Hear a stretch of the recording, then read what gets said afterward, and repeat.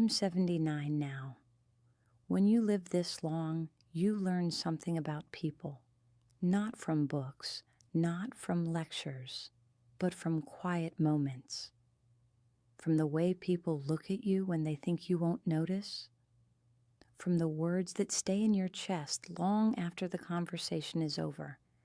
And if there is one thing life has taught me, it's this: sooner or later, someone will hurt you. Sometimes it's a stranger, but most of the time, it's someone you trusted. I remember when I was younger, maybe in my 40s, there was a man I considered a close friend. We worked together for years, shared coffee breaks, small jokes, conversations about life. I thought I knew him. I thought he knew me. Then one day, I found out he had been speaking badly about me behind my back. Not just once, many times. At first, I felt angry, then confused, then something worse, disappointed, because when someone you trust hurts you, the pain isn't only about what they did, it's about the story you believed about them. And over the years, I realized something important. People hurting you is not always about you. It's about the psychology of human nature. The first truth I learned is that hurtful behavior usually comes from pain. People rarely wake up in the morning thinking, "Today I will destroy someone's peace." Most of the time, they are fighting something inside themselves: insecurity, jealousy, fear. I've noticed this pattern my whole life. The people who criticize the most often feel the smallest inside. When someone feels threatened by your confidence, your peace, or even your kindness, something uncomfortable awakens in them. And instead of confronting their own feelings, they try to bring you down. Understanding this doesn't make the hurt disappear, but it changes how you see it. Because when you realize someone's cruelty is a reflection of their inner struggle, you stop carrying it as your burden. The second truth took me many years to understand. Not everything someone says about you is true, but your brain will try to believe it anyway. Our minds are strange. We can hear 10 compliments in a day, but one criticism will echo all night. I remember lying awake once, replaying a single sentence someone said about me, over and over, as if those words had the power to define who I was, but they didn't. What I eventually learned is this: other people's opinions are shaped by their experiences, their biases, their fears. Their words are not a mirror of you. They are a mirror of them. The third truth is about reactions. When someone hurts you, your first instinct is usually to react immediately, to defend yourself, to prove them wrong, to say something that hurts them back. I've done that before, many times. And every time I reacted in anger, I regretted it later. Age teaches you something valuable. Silence is sometimes the strongest response. When you pause, instead of reacting, something powerful happens. You step out of the emotional trap they set for you. Because hurtful people often expect your reaction. They feed on it. Your anger confirms their importance in your mind, but when you stay calm, they lose that power. Another truth I discovered is that some people don't want understanding. They want control. This took me decades to notice. There are people who use guilt like a tool. They twist situations so that you always feel responsible for their emotions. They blame you for things that were never yours to carry. Psychologically, this is manipulation. And the dangerous thing about manipulation is that it often looks like normal conversation, a small comment that makes you doubt yourself, a joke that feels slightly cruel, a complaint that somehow becomes your fault. When you start recognizing these patterns, something changes inside you. You stop explaining yourself to people who were never trying to understand you.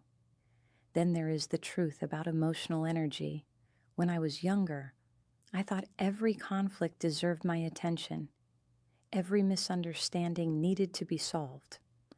But life at 79 teaches a different lesson. Not every battle deserves your peace. Some arguments are like quicksand. The more you struggle in them, the deeper you sink. So sometimes the wisest thing you can do is step back. Not because you are weak, but because your peace is more valuable than winning a pointless fight. Another lesson that took me many years to learn is about self-worth. If you don't respect yourself internally, the world will constantly shake you. People's words will cut deeper. Their criticism will feel heavier. Their rejection will feel like proof that something is wrong with you. But when you slowly build a quiet confidence inside yourself, something interesting happens. Hurtful words start losing their weight. It's like someone throwing a stone at a mountain. The mountain doesn't move. I've seen this in people I admire. They don't waste energy defending their worth. They simply know it. Another psychological truth is about boundaries. When I was younger, I thought being kind meant tolerating everything. If someone was rude, I stayed quiet. If someone disrespected me, I gave them another chance, and another, and another. I believed patience would fix everything. But patience without boundaries invites more pain. At some point in life, you must decide what behavior you will no longer accept. Boundaries are not walls built out of anger. They are doors you choose to close for your own peace. Some people will respect them, others will leave, and strangely, the ones who leave are often the ones who benefited most from you having none. One of the hardest truths to accept is that not everyone will apologize. I used to believe that if I just explained my feelings clearly enough, the other person would eventually understand. Sometimes they did, but many times they didn't. Some people simply don't have the emotional maturity to admit when they are wrong. Waiting for their apology is like waiting for rain in the desert. You can spend years hoping for something that may never arrive. Real freedom comes when you stop needing their apology to move forward. Another quiet truth life teaches you is that pain can sharpen your understanding of people. Every time someone hurts you, they reveal something about themselves, their patience, their character, their emotional limits. Pain is a harsh teacher, but a very honest one. By 79, I can often recognize someone's nature within minutes of meeting them, not because I'm smarter, but because I've seen the patterns before. And finally, there is one truth that might be the most important of all. Your peace should never depend on someone else's behavior. People will misunderstand you.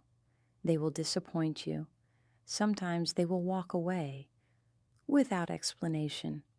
That's part of being human. But your inner stability, the quiet space inside your mind, that belongs to you. And protecting that space becomes one of the most important skills you will ever learn.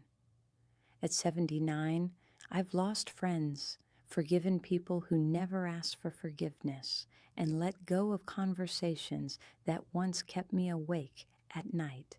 And if I could sit down with my younger self for just a moment, I would say this: not everyone who hurts you deserves your anger. Some only deserve your distance. Because the older you get, the more you realize that peace is not something the world gives you. It's something you protect. And sometimes protecting it simply means letting certain people go quietly. If this story resonated with you, take a moment today to protect your peace. Comment below and share a time someone hurt you and how you overcame it. And if you want more stories and psychological truths that help you live calmer, wiser, and stronger, hit that subscribe button and turn on notifications. Let's learn to stay unshakable together.